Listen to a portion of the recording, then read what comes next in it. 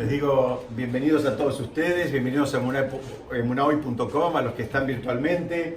Hoy vamos a estudiar dos cosas. Vamos a empezar a prepararnos para Pesaj y también vamos a estudiar un concepto. Vamos a empezar con un concepto que trae esta perashá, que es un concepto bastante raro. Es un concepto, esta perashá, todo este Humash, todo este libro de la Torá que se llama Vaikra, es un libro muy difícil. Es un libro muy difícil por varios motivos. Primero, el concepto es bastante raro. Es un concepto, esta perashá, todo este Humash, todo este libro de la Torá que se llama Vaikra, es un libro muy difícil. Es un libro muy difícil por varios motivos. Primero, porque trata de todo el sistema de ofrendas. Y es algo que nos cuesta mucho porque lamentablemente no lo tenemos hoy vigente. Entonces nos cuesta mucho entender cómo era que se hacían las ofrendas y para qué servían y cuál era el sentido y cómo funcionaba todo eso. Pero aún así, hay muchas cosas que podemos incorporar para nuestra vida. Entre los korbanot, entre las ofrendas, había uno que se llamaba Korban Ole Biored. Ole Biored, la traducción literal, significa que sube y baja. Entonces la pregunta es, ¿que sube y baja entre qué y qué? Explican que si la persona era pudiente y tenía los medios económicos, tenía que tener una cabra.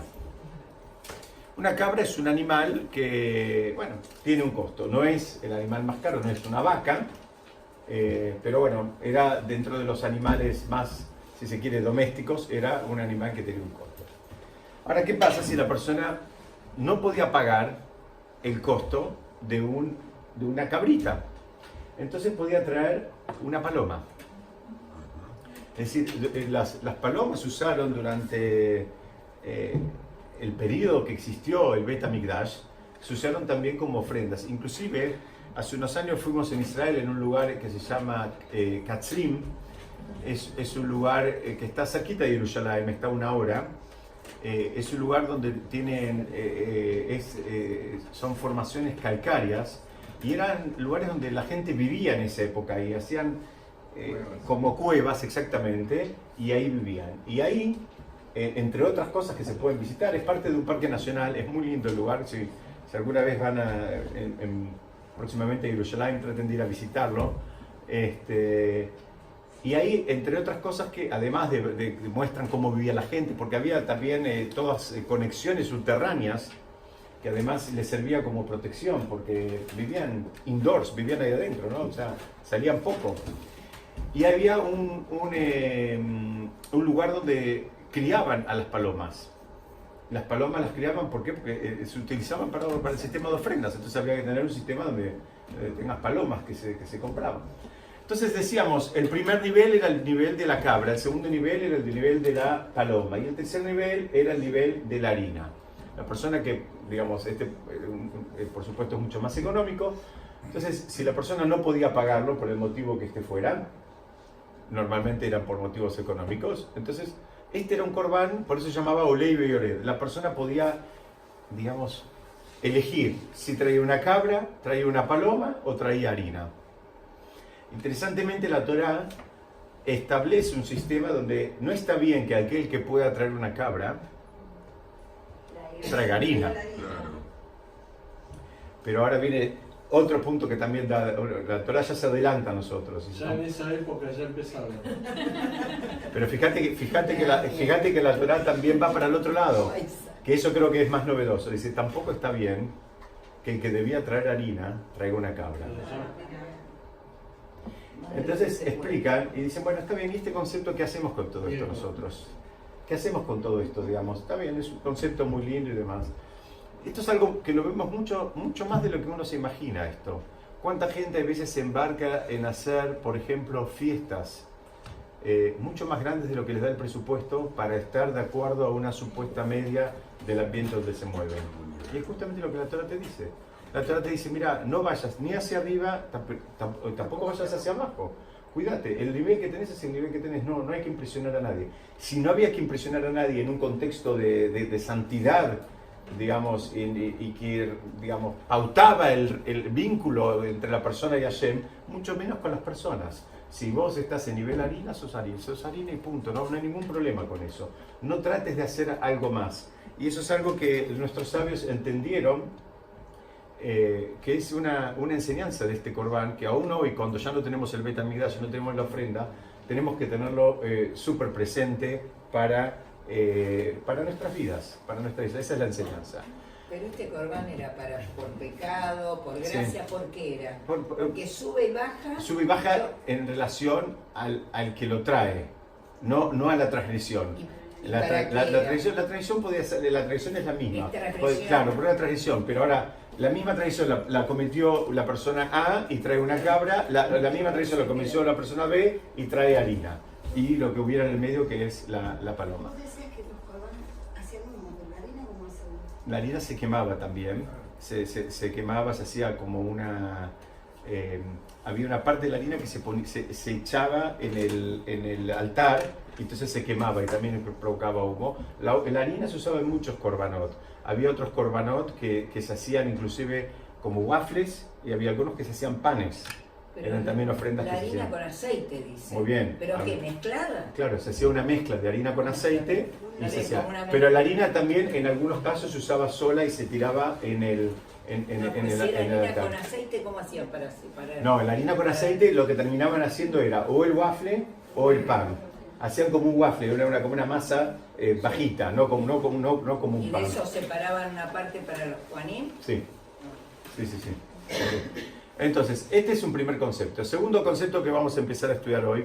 Hoy estamos cumpliendo una alajá que trae el Shulchan Aruch. El Shulchan Aruch dice que 30 días antes del Hag, de Pesach, se empiezan a estudiar temas que tienen que ver con Pesach. Hoy estamos exactamente 30 días antes de Pesach y estamos empezando a estudiar temas de Pesach. Y es interesantísimo que la primera alajá del Shulchan Aruch en relación a Pesach habla de, se llama en hebreo Kimha de Pisha. Significa la arena, en arameo significa la harina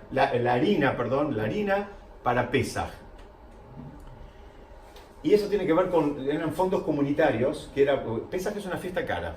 Es una fiesta que hay que, digamos, hay que comprar, y hay que gastar, y hay muchas cosas que uno tiene y no las puede usar.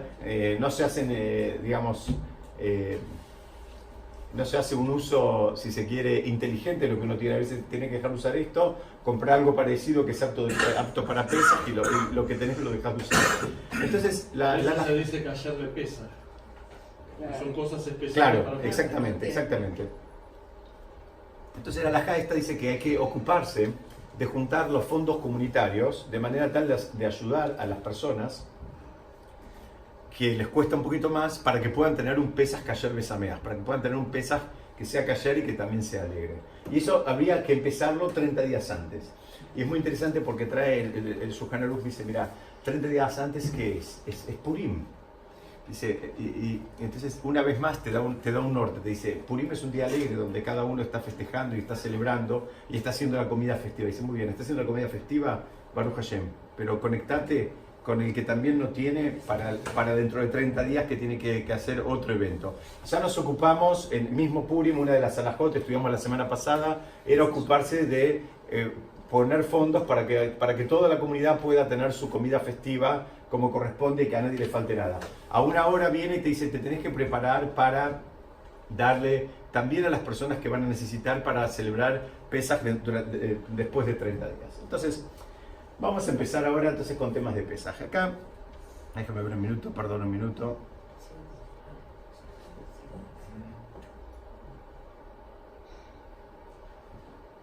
Ahí está.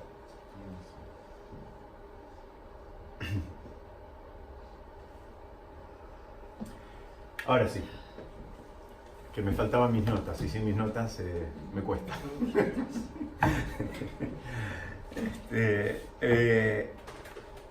En el Kiddush mismo de Pesach traemos dos recuerdos. Decimos Seher Letziat Mitzrayim, recordamos la salida de Mitzrayim. Y el segundo recuerdo que tenemos, ¿cuál es? ¿Alguien se acuerda? Seher Letziat Mitzrayim, el segundo recuerdo. Muy bien, este es el de la libertad, la salida de Mitzrayim. El segundo, Seher Maaseh Bereshit, recordamos la creación. En el Kiddush recordamos la creación. Vamos a tratar de entender ahora por qué recordamos estas dos cosas. Entonces, de vuelta, recordamos que Hashem creó el mundo en el Kiddush mismo, cuando estamos antes de empezar el Seder de Pesach. Recordamos que Hashem creó el mundo y recordamos la salida de Egipto. De hecho, la salida de Egipto la recordamos en muchas oportunidades, en muchos eventos. En todos los Shabbatot recordamos la salida de Mitzrayim. En la Tefilá es algo que está muy presente. Y muchos preguntan ¿por qué? ¿Por qué está tan presente? Entonces vamos a tratar de contestar por partes. El primer concepto de la salida de Mitzrayim tan presente en nuestras plegarias tiene que ver con que la persona tiene que entender, es un concepto muy difícil. Es un concepto que es que no somos del todo libres. Con que Hashem te sacó de Mitzrayim para que hagas algo, no para que hagas lo que vos quieras. Vos eras esclavo, viene alguien y te libera, dice, te liberó, digamos, con un objetivo, no para que desperdicies el tiempo. Y esa es una de las ideas fuerza por las cuales lo repetimos en tantas oportunidades, el concepto de la salida de Mitzrayim. El gran comentarista de la Torah, Rashi, él dice que el concepto de santificación de la luna, el concepto de santificar el mes, que es, digamos, fue la primera mitzvah que se le dio al pueblo como tal, como pueblo. Y Rashi dice que para él, inclusive, la Torah tendría que haber empezado con esa primera mitzvah, con el concepto de santificar el mes. ¿Cómo era la figura? ¿Cómo era que se santificaba el mes? Ahora nosotros tenemos un almanaque y de hoy podemos saber cuándo cae el principio del mes que se nos ocurra, dentro de los años que se nos ocurra. Está todo ya tabulado. Pero ¿cómo era antes, durante la época del Bet HaMikdash? Era algo que se regulaba por, muy bien, y por dos testigos visuales, que tenían que venir y declarar frente al tribunal rabínico de Jerusalén y decir que vieron que la luna empezó, que la vieron. Inclusive el Talmud trae que le hacían una serie de preguntas, algunas un poco capciosas, para ver si realmente la habían visto o no la habían visto. Las personas, yo no sé nada, pero las personas que saben de astronomía saben que en determinada fecha la luna la podés ver de tal lado y no hay manera que la veas de tal otro, la podés ver a tal altura y no la podés ver de tal otra, en fin. Hay algunos parámetros que usaban y los chequeaban, iban y volvían con eso para ver si los testigos estaban mintiendo o no. ¿Por qué? Porque el calendario se fijaba a partir de esos testigos. Esos testigos decían que vieron la luna, entonces ese día se declaraba, por ejemplo, como primero del mes, y todo el calendario dependía de ese principio de mes. Entonces las fiestas nuestras son, por ejemplo, Kippur, es el día 10 del mes. Entonces, bueno, si vos declaraste primer día hoy, dentro de 10 días es Kippur. Si no lo declarás, bueno, va a ser en algún otro momento, 10 días después que lo declaren el principio de mes. O sea, fíjense la fuerza que Hashem le dio al ser humano de él poder manejar el calendario. Inclusive el Talmud trae que si por algún motivo después se daban cuenta que se habían equivocado, lo que habían hecho quedaba. Así que, y queda para siempre eso, porque el esquema sigue. Bueno, no tenés un mes de 40 días después. Después sigue. Bueno, contamos de acuerdo a eso, sí. ¿Qué pasó con el 80% que no salió de Egipto? No escucho muchos comentarios. No, quedaron. Dicen que viajaron. ¿Sí qué? Viajaron. No sabemos. De esos. Bueno. No salieron. No salieron. Eso de marcar el marco, los que no ponían la marca. Volvamos. Entonces, hoy por hoy no tenemos ese procedimiento de santificar el mes, pero tenemos un procedimiento que es hacer lo que se llama Kiddush Levaná. Muy bien, hacemos una bendición por el nuevo mes que se hace, depende hay distintas costumbres, pero se hace aproximadamente del día quinto y el séptimo y el día, hoy algunos empiezan el día 5, otros el día séptimo del mes, hasta el día 15. Y en ese texto hay una parte que dice que el ver la luna es como ver la cara de la Shejina, ver la presencia divina. Termina diciendo eso, que estar ahí viendo la luna es como en alguna medida estar viendo la presencia de Hashem. Entonces, Vamos a tratar de entender este concepto. Parece un concepto muy fuerte, vamos a tratar de entenderlo a qué se refiere. Entonces volvemos al tema de Kiddush. Les dije que había dos recuerdos, el recuerdo de Bereshit y el recuerdo de la salida de Mitzrayim. Parecería que son dos recuerdos aleatorios, pero son dos principios, digamos, fundacionales. Uno, el recuerdo de Bereshit es que Hashem creó el mundo y que no hubo ningún Big Bang, ni hubo ninguna otra cosa, sino que nosotros estamos diciendo, atestiguando en el momento que estamos empezando a hacer el Seder, que la creación del mundo fue hecha por Hashem. Independientemente de las teorías que estén de moda en cada momento, en cada generación, nosotros estamos convencidos y creemos que Hashem es el que creó el mundo. El segundo concepto... No me parece que sean excluyentes. Aunque, no, por supuesto, por eso dije, Podría independientemente. ser que Dios decidió a través del Big Bang. Muy bien, y puede haber sido por cualquier otro momento, pero lo importante es, digamos, qué es lo que pasó. No hubo algo solo, no es que se hizo solo, no es que ahí, no sé, chocaron dos astros y nadie sabe qué pasó. Acá es que ayer tomó una decisión de crear un mundo con un propósito. Y el segundo concepto que decimos de Yetziat Mitzrayim tiene que ver con que Hashem no se olvidó del mundo, Hashem lo sigue supervisando, Hashem lo sigue mirando y está viendo qué pasa. Porque eso también es un concepto que a otras religiones, digamos, les cuesta. Muchas otras religiones piensan que Hashem creó el mundo y se fue. Y no tiene nada más que ver con lo que pasa. Y nosotros justamente estamos por el camino contrario. Nosotros estamos con que Hashem creó el mundo y el concepto de que nos sacó de Mitzrayim es que está encima, está supervisando de manera individual y particular cada uno de nuestros actos. Entonces, el Rav Moshe Feinstein, que justo ayer fue el aniversario de él, es un Rav muy importante que murió en el 86, nació en Rusia y vivió la mayor parte del tiempo en Estados Unidos. Él explica este concepto con un midrash donde cuentan que una vez una mujer le preguntó a un rab que se llamaba Yosef Ben Halaftam, le preguntó ¿a qué se dedica Hashem ahora que ya creó el mundo? ¿Qué es lo que está haciendo Hashem? Y el midrash dice que este rab le contestó que Hashem hace dos cosas. Se dedica a unir parejas, este con este con este. Es un romántico. Sí. Bien romántico. Bien a veces romántico. no supervisa bien. A veces se equivoca, ¿no? Nos equivocamos nosotros. Se pone más romántico. Inclusive hay otra que me ha donde dice que Hashem se dedica a hacer eso porque dice que unir parejas es más difícil que Kriyat Yamsuf, que abrir las aguas del mar. Así dice. Dice, unir parejas es más difícil que abrir las aguas del mar. Entonces se preguntan, ¿por qué esta comparación? Esta comparación con abrir las aguas del mar, la verdad que no es muy alentadora. Entonces explican, dicen que, ¿se acuerdan que nosotros estudiamos el año pasado, que cuando llegó el momento de que las aguas se tenían que abrir, las aguas no se querían abrir? ¿Se acuerdan de ese concepto? Las aguas no se querían.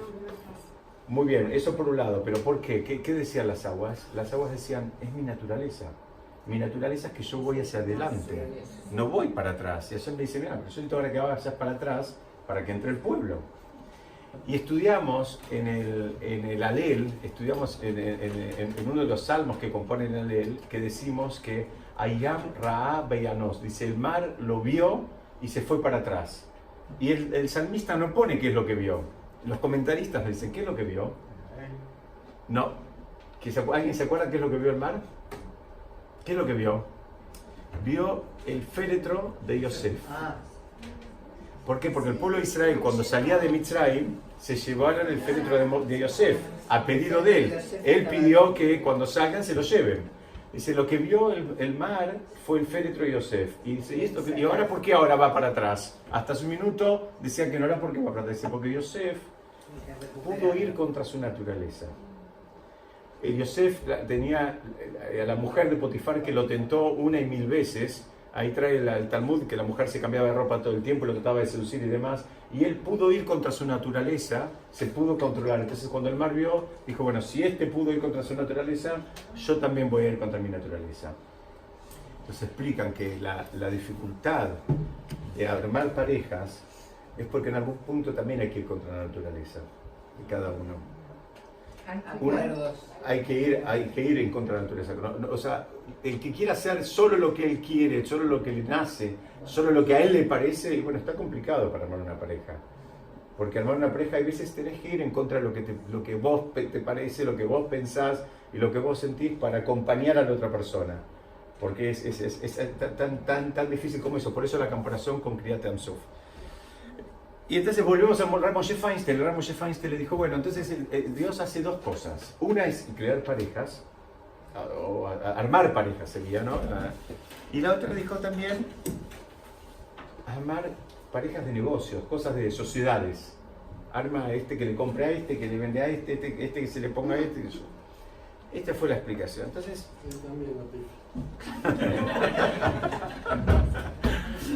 Bueno, es también un tema difícil, ¿no? Es un tema, los temas de negocios también es difícil. Cada uno tiene su visión, uno quiere comprar, otro quiere vender.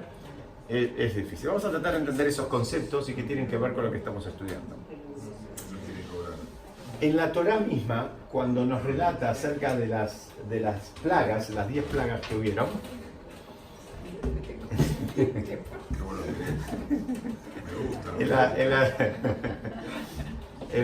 mira, si Lili se rió, ya cumplió el objetivo, ya le saqué la cerveza.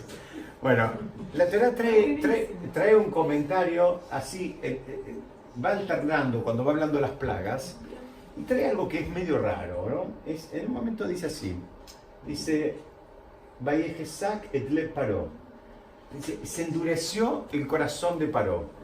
Esto, el relato lo trae en la Torá en relación a que iban viniendo plagas. ¿Cómo era el sistema? Había una plaga, le decía, dejanos ir, qué sé yo, o al revés, primero, dejanos ir, no los dejó ir. Mirá que venía una plaga, había como un periodo de advertencia.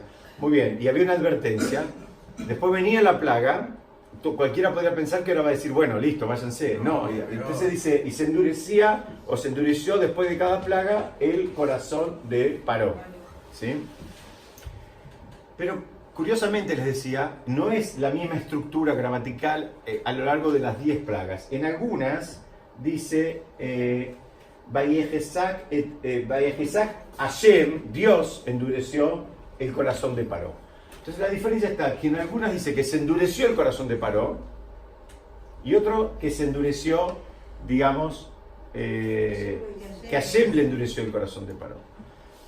Y es muy difícil esto, porque hay un principio, o sea, muy, si se quiere, basal del judaísmo, es que nadie es responsable de aquellas cosas que no están dentro de su dominio. Es decir, si Dios le endureció el corazón, ¿y qué crees que haga el hombre? ¿Qué pensabas que podía hacer el hombre? Si ya le cerró la llave, si no tiene opción, ¿qué va a hacer? Te va a decir que no, aunque le mandes... No 10, 200 plagas. Te va a seguir diciendo que no. ¿Cómo funciona este concepto? Entonces explican algo muy interesante. Me voy a meter un poquitito en algo un poco más profundo, pero creo que nos puede servir a todos. El concepto de endurecer el corazón. Tenemos acá dos opciones. O se le endureció solo, o Hashem se lo había endurecido. En cualquiera de los dos casos es algo, digamos, que está mal. O sea, a priori la persona, el corazón debería ser algo blando, no algo duro. La persona que, cuando la Torá se refiere a esa como que se le endureció el corazón, está hablando de una persona que más cerca, como que el corazón no estaba cumpliendo su función. El corazón no fue creado para que sea duro, sino justamente la palabra corazón nos denota en general como algo que tiene que ver con sensibilidad, con empatía, no con algo que se endurece. Cuando se endurece, como que me gustó esta imagen, claro, no cumple la función, está haciendo otra cosa. Acá hay una piedra, no hay un corazón. Entonces, vamos a ver un poquitito. Dice así: el Zohar trae que hay un nombre de Hashem que aparece en este pasuk que nos va a ayudar a entender esta dificultad. Ese nombre de Hashem es Adonai, pero escrito de esta manera.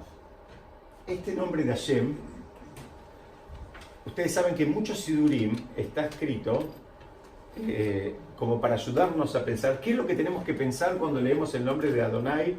No se lo debería repetir mucho, pero para este espacio de estudio lo voy a decir. De ahora en más yo voy a cambiar el nombre para no decir lo demás, lo voy a decir Amonai. Pero cuando leemos esta palabra así, nosotros tenemos que pensar que Hashem, Ayá o Beye, no sé si se ve atrás, perdón que está un poquito bajo, pero lo digo. Que fue, es y será. Cuando nosotros leemos durante la tefilá, y les decía que hay sidurim, que inclusive al lado de la palabra de Amonai escrita así, te ponen entre paréntesis o más chiquito, que fue, es y será. Que esa es como la kavaná que hay que entender, que hay que tener, la intención que hay que tener cuando uno lee esta palabra.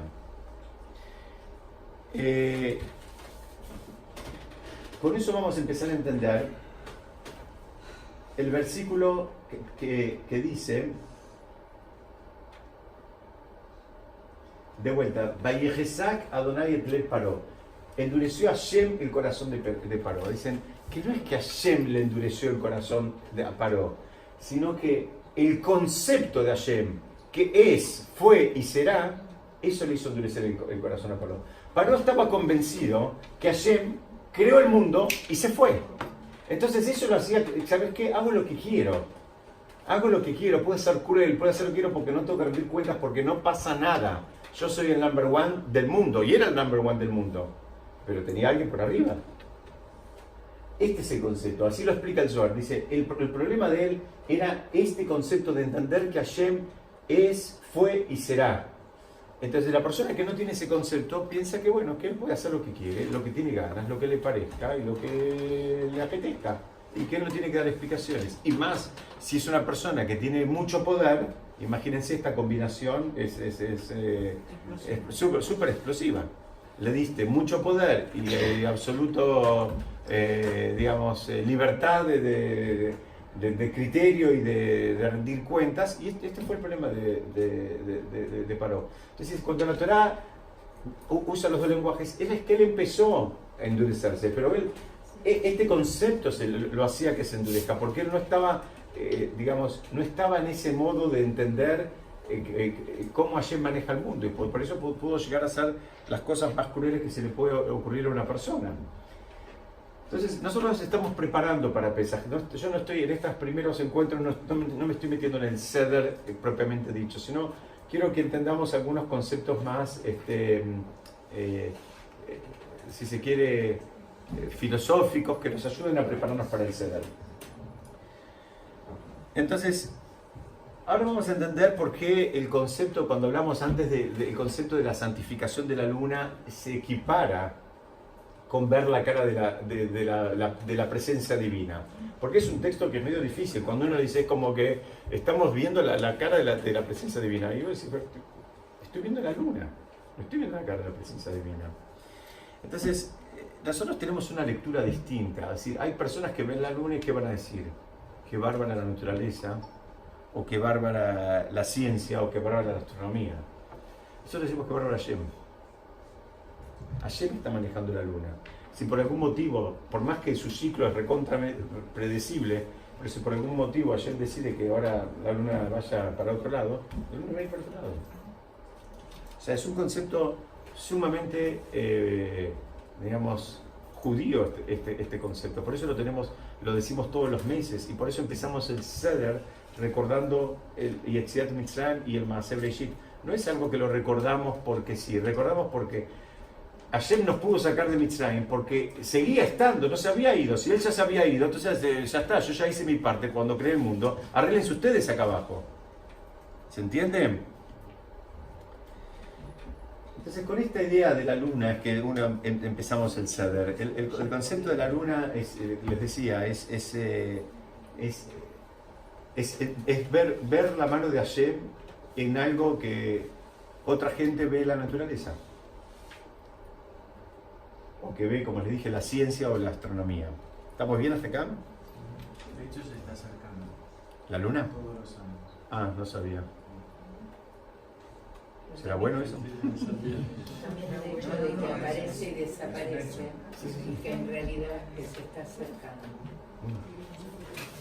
Creo que también el hecho de que aparece pomelo y o desaparece y que no tiene acá hay en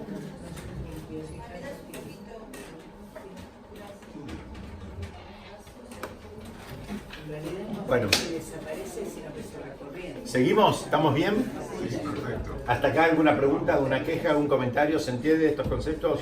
¿Entendimos bien? Vamos a ir a un poco más de acción. Sí. Las 4 copas. Las 4 copas. Me gustaron estas. La verdad que no están del todo bien porque lo ideal es que las copas estén hasta arriba, que estén llenas. Pero me gustaron estas. ¿Estás seguro que vino a callar? Sí, lo chequeé. Lo chequeé. Vino Cayer, vino... O sea, la verdad no me fijé el sello, pero por el precio. Porque no tienen límite. ¿ves? Ah, no, pero acá dice... Ah, bueno, no se ve ahí en esto. Pero... Bueno, vamos a tratar de ver por qué tomamos 4 copas. ¿Por qué tomamos 4 copas? Alguien me va a decir porque nos gusta el vino. Bueno, amigo. Tomamos 4 copas por varias cosas. Acá tenemos otra imagen. Estas, porque están los... Una explicación es porque son los 4 lenguajes que tienen que ver con la salida de Egipto. Hashem usó Ocheiti, Beitzalti, Beigalti, Belakasti, que la traducción sería los Beocheti, los sacaré, Beitzalti o los saqué, depende, lo puedes estudiar, Beitzalti los rescaté, Begalti, la Geulá es la redención, y Belakasti y los tomé o los llevé o los agarré. Y hay una segunda explicación. Esta es una explicación. Como la Torá, vamos de vuelta, como la Torá habla en 4 lenguajes, nosotros honramos esos 4 lenguajes tomando 4 copas. Algunos dicen, qué pena que no usó 20 lenguajes. Pero bueno, la Torá usó 4, entonces usamos 4, tomamos 4 copas. El Talmud Yerushalmi, el Talmud hecho en Yerushalayim, a diferencia del hecho en Babel, dice, hay una segunda explicación. Dice que estas 4 copas tienen que ver con las 4 veces que la palabra copa está utilizada en el diálogo entre Yosef y el Sara Mashkin y el ministro de las bebidas, cuando él interpretó el sueño. ¿Se acuerdan la historia de Yosef? Que Yosef estuvo preso, ahora vamos a repasar un poco eso. Cuando Yosef estuvo preso, él tuvo diálogo con 2 personas, a las cuales les interpretó los sueños. Uno era el encargado de la bebida y el otro sería el encargado de la panadería, ¿no? El Sara Mashkin y el Sara Ofin. Entonces,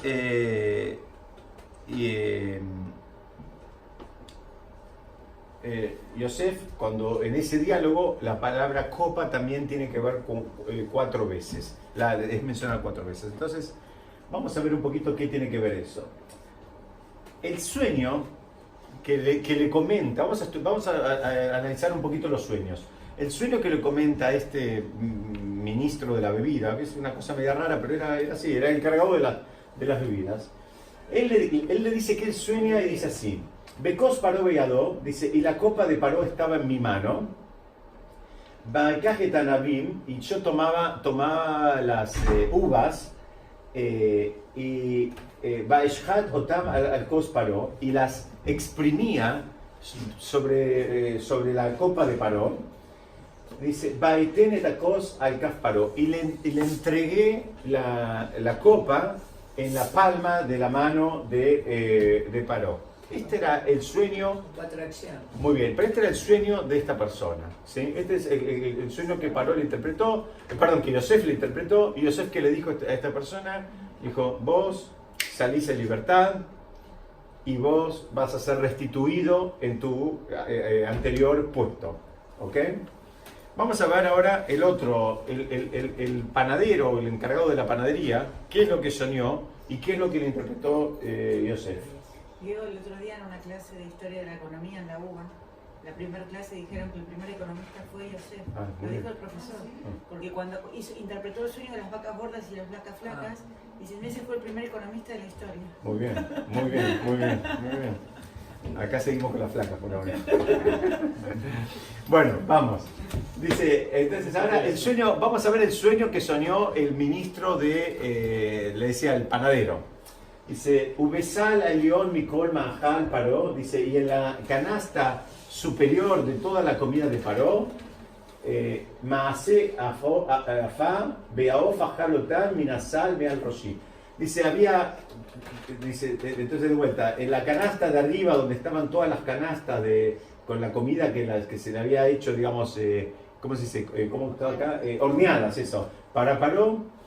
Y acá trae, y los pájaros comían de las canastas por sobre mi cabeza. Sí, parece que tenía varias canastas y en la que estaba arriba había también comida y los pájaros comían de ahí. Y Yosef, ¿cómo le interpreta a este hombre? Le interpreta que este hombre... Vuela, como los pájaros. Muy bien. Estaban presos estos dos. Muy bien, pero Yosef le dice que vos fuiste. Entonces, hay primero algo que explica a nuestros sabios, y por eso estas 4 copas, y por eso el espíritu, cuando empieza el ser, el espíritu de libertad, y cómo funcionan. Entonces, vamos de vuelta. Por un lado dijimos que son los 4 lenguajes que usa la Torá para hablar de la redención, y que Hashem nos va a sacar, nos va a redimir, nos va a liberar, y nos va a tomar, nos va a agarrar. Por otro lado viene el Talmud y dice, mira, tiene que ver con el lenguaje que usó el encargado de la bebida con Yosef, que fue un lenguaje que también a él en alguna medida terminó siendo liberado, porque estaba preso. Yosef le interpreta el sueño y le dice, vas a ser liberado y vas a ser restituido en tu antiguo puesto, y eso terminó pasando. ¿Y eso qué tiene que ver con el Seder de Pesaj? Entonces tenemos que entender, hay una diferencia abismal entre los dos sueños. El sueño que tenemos acá frente a nosotros, que es el del panadero, es un sueño muy chato. Muy chato. De hecho, él está muy pasivo. Los pájaros vienen sobre la cabeza y los pájaros se comen directamente. Él está, digamos, de una manera muy fuera de contexto, muy fuera del protagonismo. Eso le dice, vos estás muerto. Vos te moriste ya. Porque ni siquiera podés soñar algo donde vos estés involucrado, donde vos estés en actividad.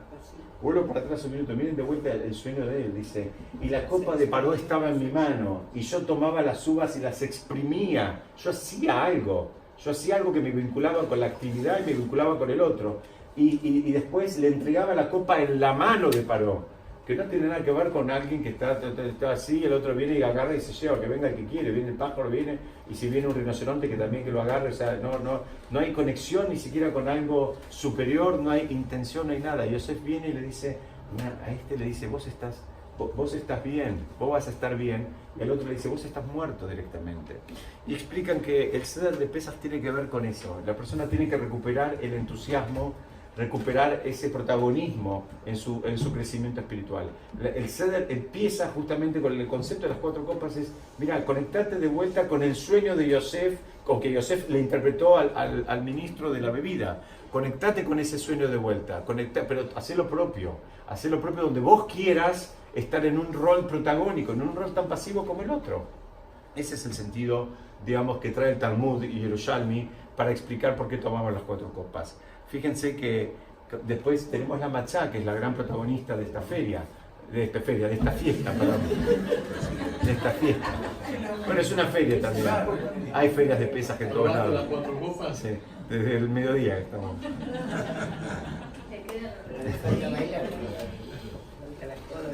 La matzá que no vamos a empezar a analizar demasiado la matzá, eso lo vamos a hacer en otra oportunidad. Pero vamos a ver algunas cosas, ¿no? Por lo menos algo básico. ¿Por qué comemos matzá? Voy a repetir una pregunta que ya estudiamos en otros años, pero siempre volvemos a lo mismo y está bueno este concepto tenerlo bien claro. ¿Cuándo fue el primer Seder de Pesaj? ¿Saben? ¿Se acuerdan cuándo fue el primer Seder de Pesaj? Antes de salir. La noche de salir. Exacto. El primer Seder de Pesaj fue en Egipto. La primera vez que comieron matzá fue en Egipto. Pero no había tiempo de levar. Muy bien, ahora yo tengo una pregunta, pero gigante la pregunta que voy a hacer ahora, La matzá, ¿cuánto tiempo hay que hacerla para que sea matzá? 18 minutos, no más de 18 minutos. Y si pasa 18 minutos, ¿qué pasa? No sirve. Muy bien. ¿Y qué tenemos entonces? Ya no es matcha. ¿Qué tenemos? Pan. Muy bien. Se llama pan. Si pasa 18 minutos, y ustedes saben que es magia. Por ejemplo, en los últimos años hacemos matcha. Y ¿En tu casa? no, en mi casa no. Hacemos en algún lugar Panaderías. a veces hacemos en moldes y a veces hacemos también en un lugar en Sadbar, en Flores, que tiene un horno especial para esto. Y es genial porque el cambio que hay es en segundos, ya no te digo que te quede un pan, pero te queda una pita. ¿Entendés? O sea, cuando pasó el tiempo, se hace con cronómetros, se está muy encima. Y a veces pasa que ya se sabe que se pasó el tiempo, bueno, hay que sacarla. Pero en algún caso que pasó, es absolutamente perceptible la diferencia. Entonces yo la pregunta que hago es, ¿no tenían 15 segundos más para comer pan? No entiendo la pregunta. Si en 18 minutos, hasta 18 minutos tenés matcha, si te pasaste los 18 minutos, y son 18.5, 18.30, 19 minutos. Si de hecho la primera vez la comieron en la noche que estaban en Mitzrayim y salieron al otro día a la mañana, al mediodía salieron, se fueron de día, porque justamente el pueblo quiso salir de día, no quiso salir de noche como digamos, escapándose, quisieron salir a la luz del día. Entonces, si en ese tiempo no tuvieron unos minutos más, unos segundos más, a ver. Habría que ver cómo se escribe la palabra 18. Ah. Porque por ahí significa algo. Ah, seguramente, el 18 quiere decir high también, pero no viene por ahí. Primer concepto, y esto también es muy importante, porque muchas veces hacemos chistes con la matcha, que me cae bien, que me cae mal, que me cae dura, que me cae así, que puedo ir al baño, que no puedo ir al baño, que me hace esto, lo otro, ¿no? Cada uno, o que está muy caro, qué sé yo. Primera explicación es que se come matcha porque es el alimento que dijo Hashem que hay que comer en esta fecha. Aunque la Torah diga que son 18 minutos y no hubo tiempo, esa explicación está textual en la Torah. La explicación de que comieron matcha y no comieron pan es porque no hubo tiempo. Técnicamente sabemos que hubo tiempo, porque dejarlo 10 segundos más y ya había tiempo. ¿Por qué? Porque lo estabas comiendo de noche y te vas a ir a la mañana. De la noche a la mañana tenés más de 12 horas y vos con unos pocos minutos te alcanzaba. Entonces hay una explicación que es, mira, se come este pan, así, bueno, se llama matcha, se come, bueno, la traducción es panásimo, pero se come este pan o se come este tipo de pan, porque este es el pan que dijo Hashem que hay que comer en esta fecha. Entonces, por un lado, primero, cuidarnos con todos los chistes y todas las cosas y qué sé yo, porque es lo que Hashem dijo que comas. Después vamos a ir viendo, si Dios quiere, tenemos unos cuantos encuentros más hasta Pesach que vamos a ver otras cosas que tienen que ver con la matzá. La matzá lo llama, el Zohar lo llama el lejen de Meneuta, quiere decir el pan de la emuná. Es el pan de la emuná, es el pan humilde, es el pan chato. ¿No? Porque hay muchas preguntas, yo me estoy metiendo hoy, no me quiero meter hoy, pero hay una pregunta gigante, si quiere la voy a dejar pendiente para propósito, para que venga la semana que viene. Pregunta es... Menuta, es en arameo, emuná en hebreo. Si es tan bárbaro este pan, ¿por qué no comemos todo el año? Porque no sería distinto. Muy bien, esta es una explicación muy buena, pero la otra, bueno, mira, si esto representa la humildad, y el otro representa el orgullo, y está inflado, y qué sé yo. Bueno, Ayer quería únicamente lo que muy bien, este aprende rápido, aprende rápido uno.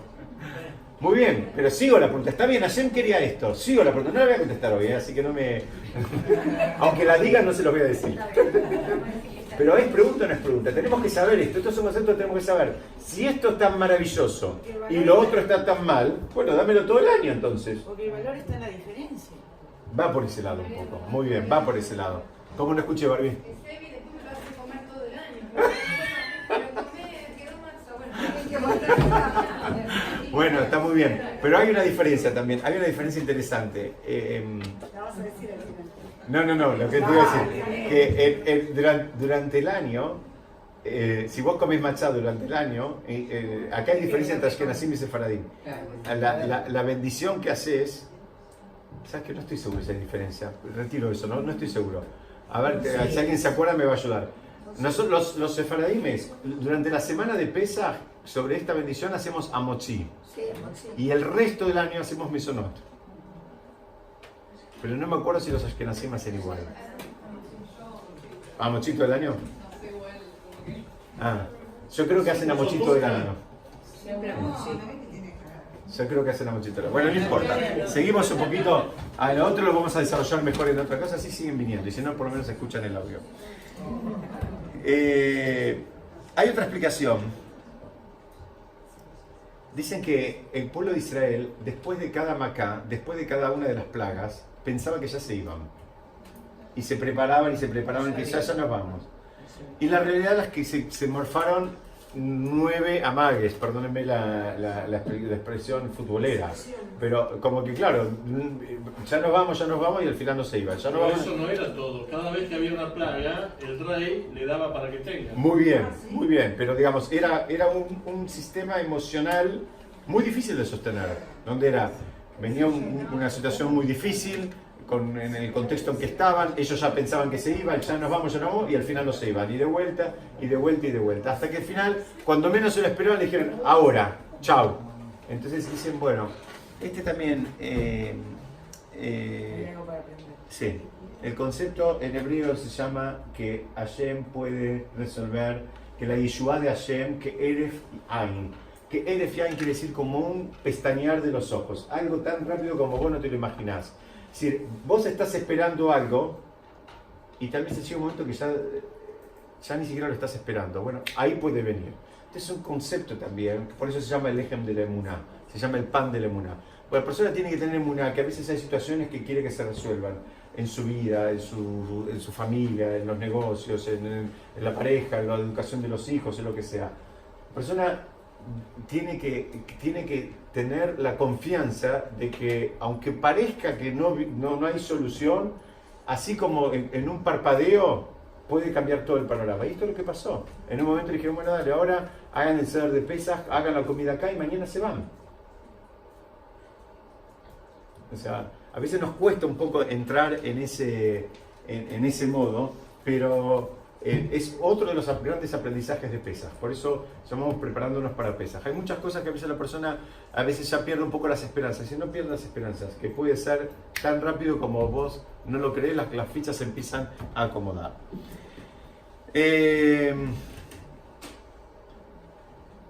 Sigamos un poquito más. Ahora viene una imagen que tiene que ver, que me parece que no está bien encuadrada, pero la van a sacar enseguida. Sí, no está bien. Es el maror. Acá no está bien esta, no importa. Es el maror, quedó muy grande y no se ve. Es el maror que comemos las hierbas amargas. Hay quienes comen lechuga, hay quien come endivias, hay quien come, no sé, apio, cada uno de acuerdo a su costumbre.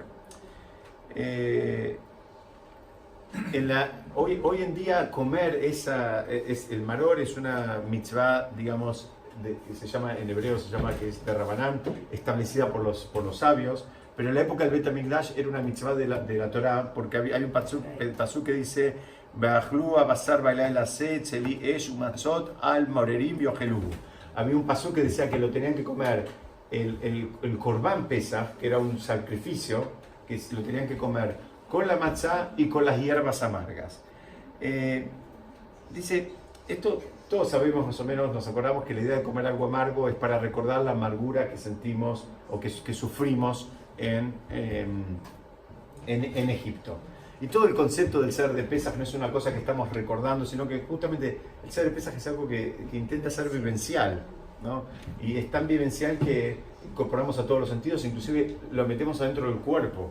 No es que vemos algo amargo, lo comemos, lo hacemos parte nuestra, ¿no? Como, claro, como se dice siempre, ¿no? Que uno es lo que come. Entonces eso también nos va afectando. Uno come algo amargo, aunque él no esté en modo amargo, aunque Baruch Hashem a él no le estén pasando cosas amargas, pero nos tratamos de conectar también con esa amargura. Y entonces muchos preguntan, dicen, bueno, ¿y el primer Seder? Nosotros necesitamos comer algo amargo para conectarnos para atrás. Y la primera generación, o ese primer Seder ahí mismo, No necesitamos. muy bien, pero tuvieron que comerlas. Y en los del año siguiente, o los 2 años después de salida, escúchame, ellos lo vivieron, ¿para qué necesitan? Entonces encontré una explicación muy linda en un libro que me trajo mi hija de Israel, que dice, dale un ejemplo, dice, supongamos una persona que tiene un dolor de muelas. Le duelen mucho las muelas. Acá tenemos una dentista, está por allá al fondo. Tiene una persona que no puede dormir y está, digamos, con un súper dolor de muelas. Se levanta en la mañana, llama, desesperada, ahora tiene dos problemas, no durmió y además el dolor de muelas que la molesta. Entonces llama a la dentista, consigue un sobreturno, ahora se cambió el peinado, el camino del color. Primero fue a la peluquería, después fue al sobre. Tanto no le olía porque hizo un cambio de... Pues la parte estética sobre todo, ¿no? La parte estética siempre la cuidamos un poco, ¿no? Entonces consiguió un sobreturno. Entonces va, le hacen el tratamiento y supongamos que le terminan curando. Entonces, cuando sale, le pregunta al doctor, dice, ¿qué debo? Yo creo que le está preguntando otra cosa. Sí. Café. No sé si le está preguntando qué debo, ¿no? El teléfono, sí, Ella lo mira con buenos ojos.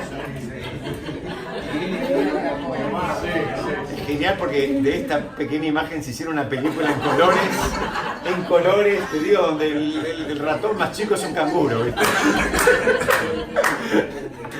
Lo único que hay es una imagen donde se están mirando un dentista y una mujer. Sabemos cómo termina. Es un uso de Torah. Tenemos que trabajar mucho, La cariño. yerba se pareja. Tenemos que trabajar mucho. Bueno, la cuestión es que imaginen otro doctor, no este. Y a otra paciente, no esta. Imaginen que ahora dice, bueno, ¿qué te debo? Entonces el doctor le dice, escuchen bien, el doctor le dice, pagame la mitad de lo que estabas dispuesta a pagarme en el medio de la noche.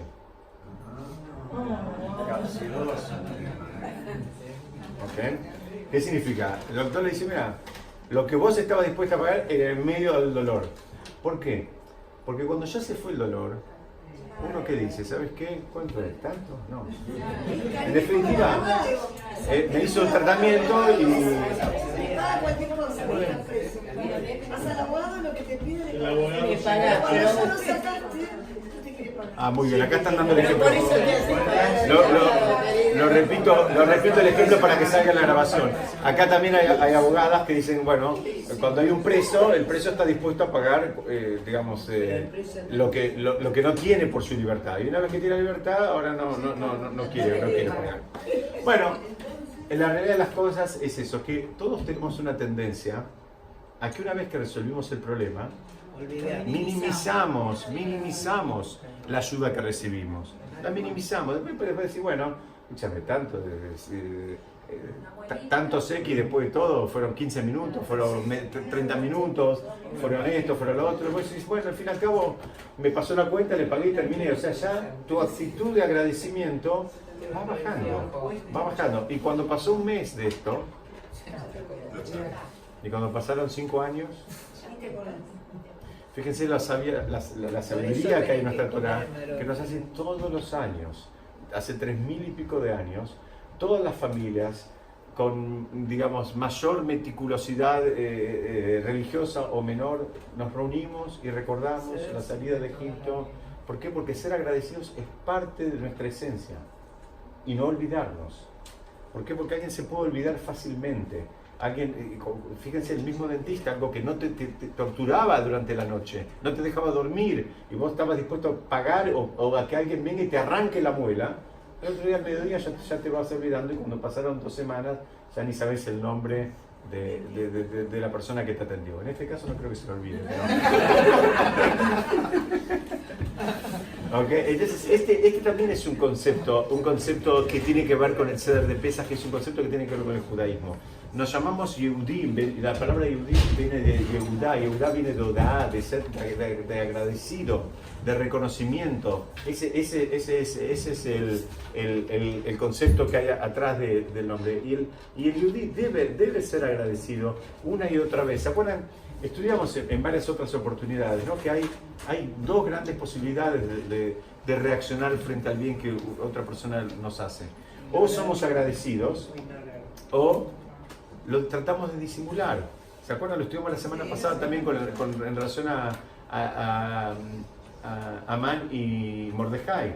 O tratamos de tapar lo bueno que recibimos de otra persona, o lo reconocemos.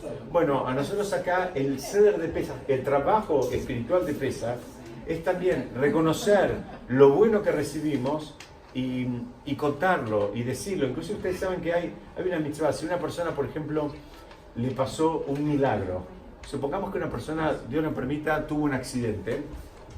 Vamos a hacer un ejemplo en Libertador y qué sé yo, y Sarmiento, ¿no? Tuvo un accidente ahí y Baruch Hashem salió ileso.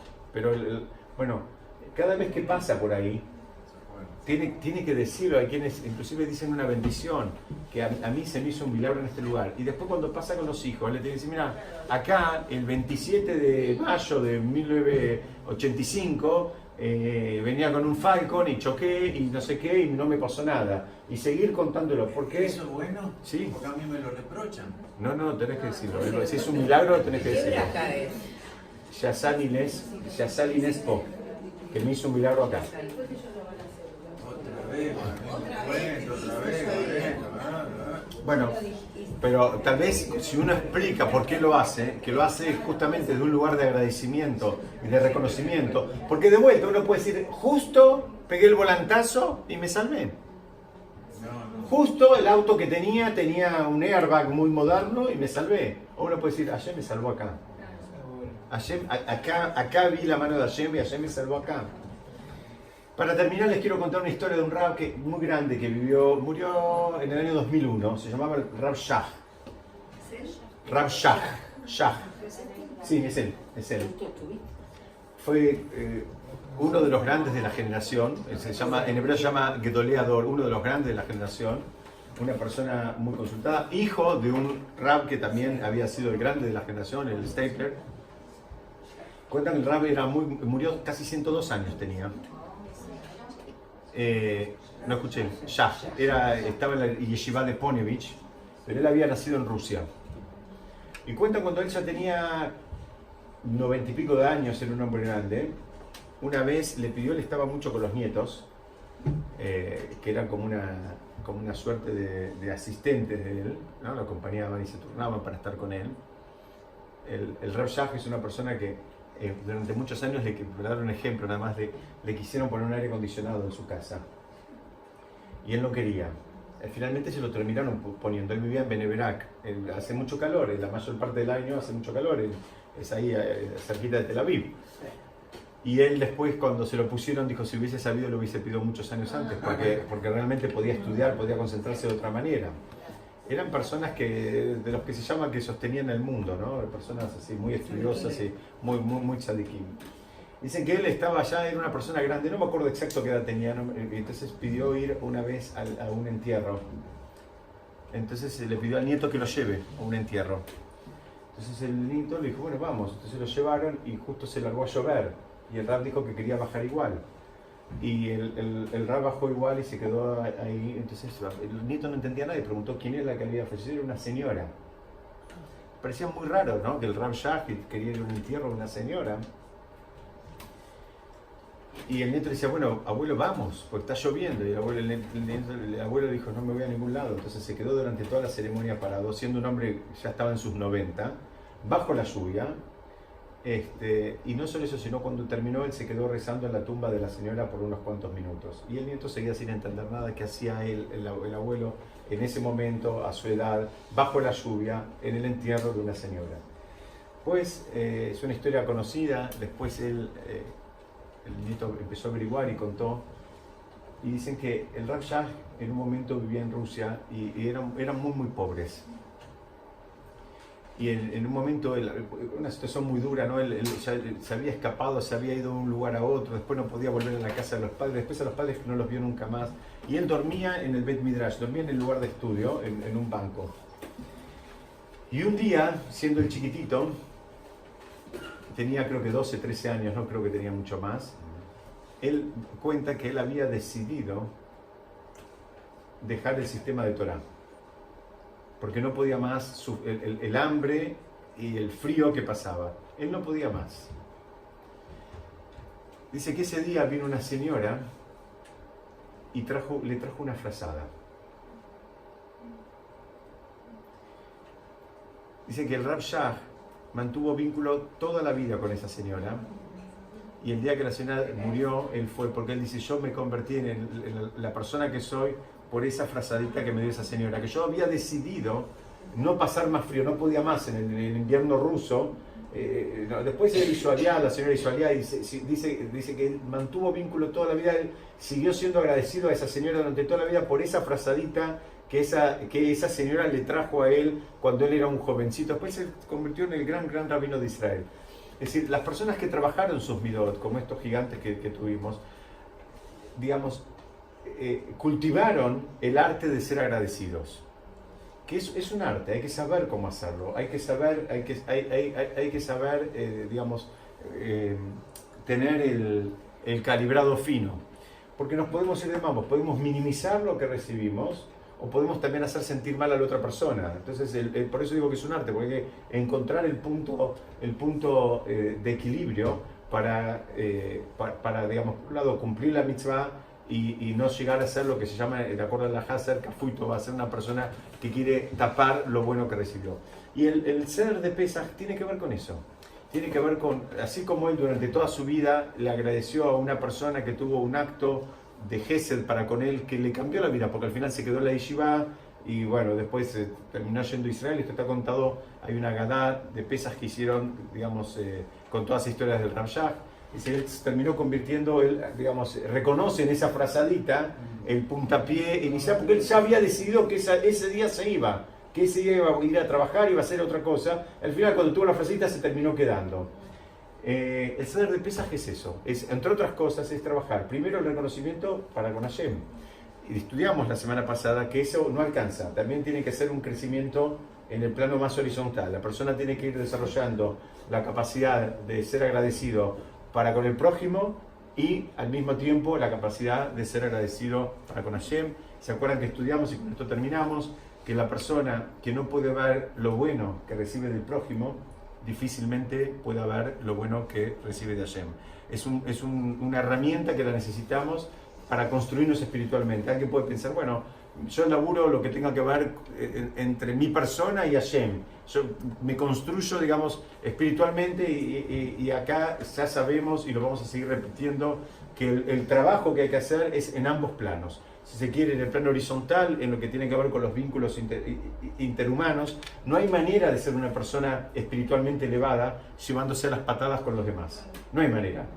No existe. Nadie puede decir que alcanzó grandes niveles espirituales y al mismo tiempo se lleva las patadas con todo el mundo. Entonces es un trabajo que hay que hacerlo en ese plano, y también hay que hacer el trabajo de Torah Mitzvot. No alcanza con decir yo soy buena persona o le hago favores a la persona. Tiene que hacer su trabajo de Torah Mitzvot, pero es un refinamiento en ambos pasos. Esta taller vamos a seguir viendo la semana que viene cómo esto es una idea que se repite mucho en el judaísmo y especialmente en el Seder de Pesach. Muchas gracias, nos vemos la semana que viene.